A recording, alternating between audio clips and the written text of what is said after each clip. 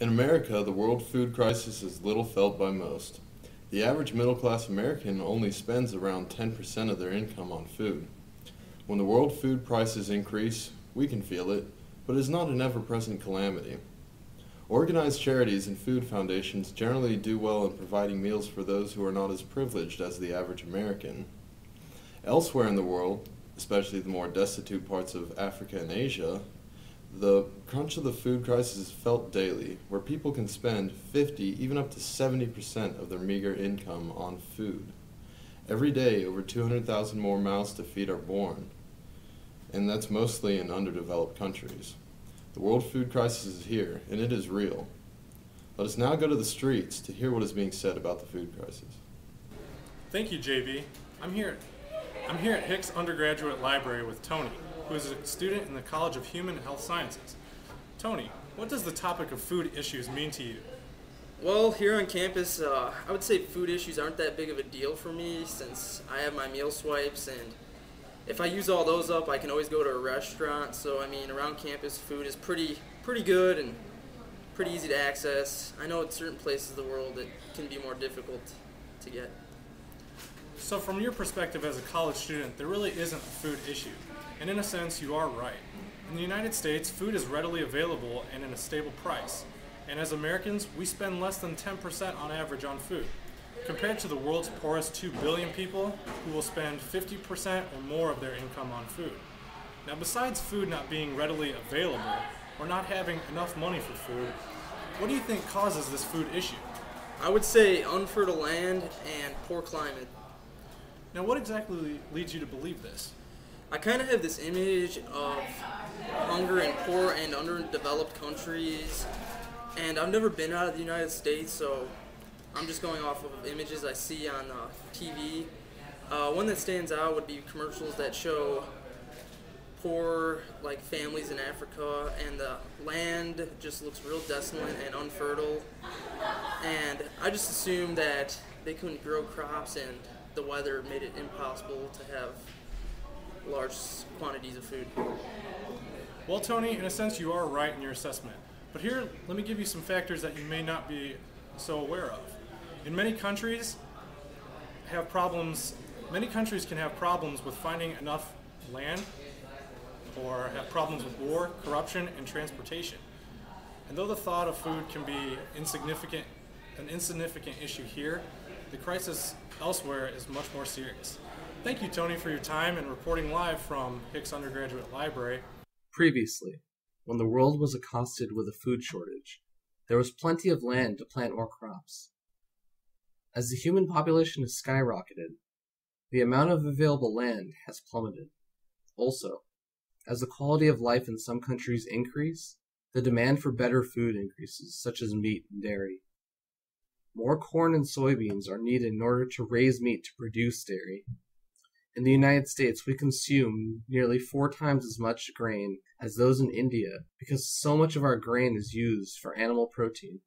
A major dilemma we are facing, the land usage conundrum, is incurred by the energy crisis. Approximately a third of all corn harvested in the United States in 2010 was used for ethanol, up from a mere 4% in 10 years previously. How do we decide whether it's more important to use land for energy or for food? Yet, starvation isn't only caused by agricultural issues. Enough food is actually produced to feed all the people in the world, yet nearly 1 billion people suffer from hunger and malnutrition. Western countries offer a decent amount of aid to the hungry, nearly $60 billion a year, but many do not benefit from this aid. Poor government leadership and revolting leads to inadequate distribution of the aid to countries that do receive it.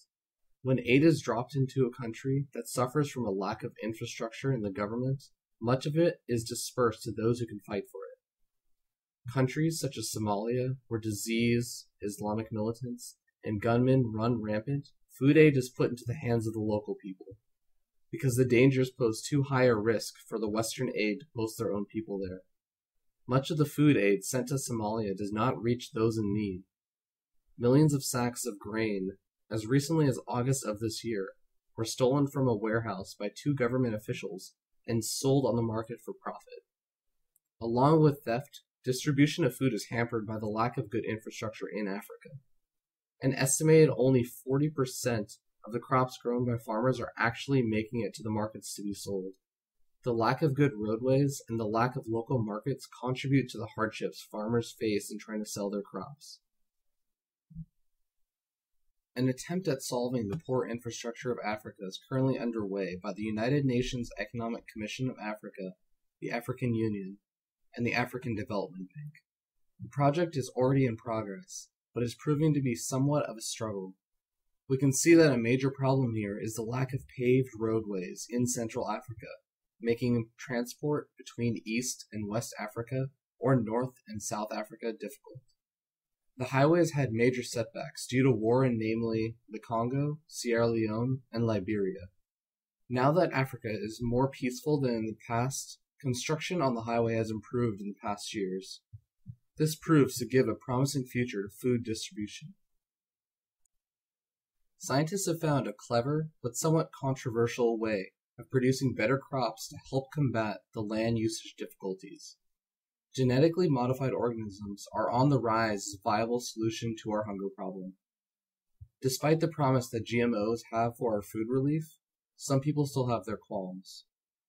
Some fear that the antibiotic-resistant markers used to recognize successful recombination of genes in plant cells will create the antibiotic-resistant bacteria, despite the lack of evidence.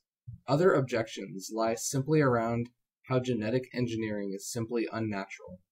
Now, having heard a couple of the fears that GMOs produce, let us go to Dr. Walderschmidt, an expert in genetically modified organisms. Hi, we're here today with Dr. Jean, who's going to talk about genetically modified organisms. Now, first of all, can you tell us what exactly are genetically modified organisms? Genetically modified organisms are organisms that have been subjected to recombination, or they've been treated by chemicals to become euploidy. Now, what exactly is recombination and euploidy? Recombination is where the gene of one organism is inserted into the genome of an entirely different organism. Euploidy is where the plant or the gene is treated with a common fertilizer called colchicine, and this creates extra sets of chromosomes within the plant.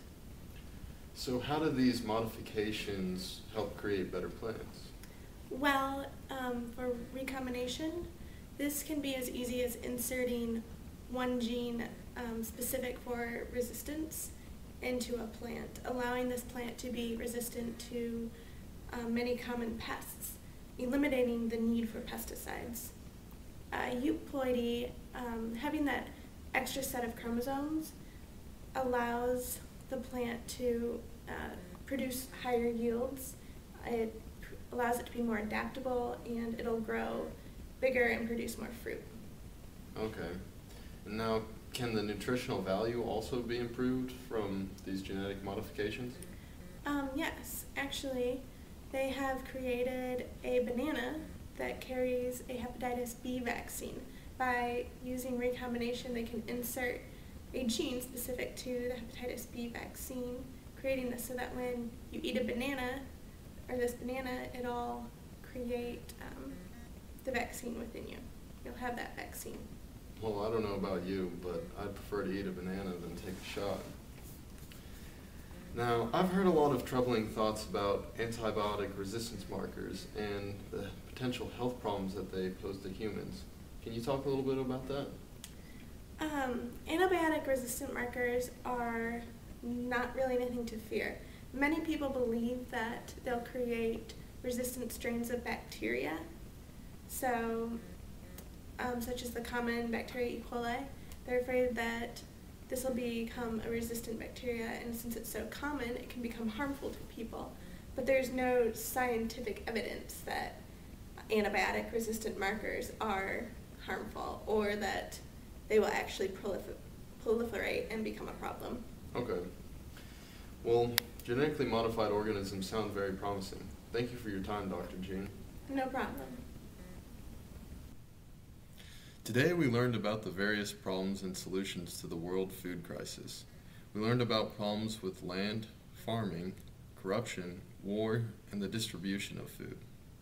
We also learned about some various solutions to these problems, like the Trans-African Highway and the potentials that GMOs can provide. The success of these GMOs is greatly dependent on you as a consumer, so please don't be skeptical like all those skeptics and get out there and buy them. Thanks for tuning in to 10 Minutes.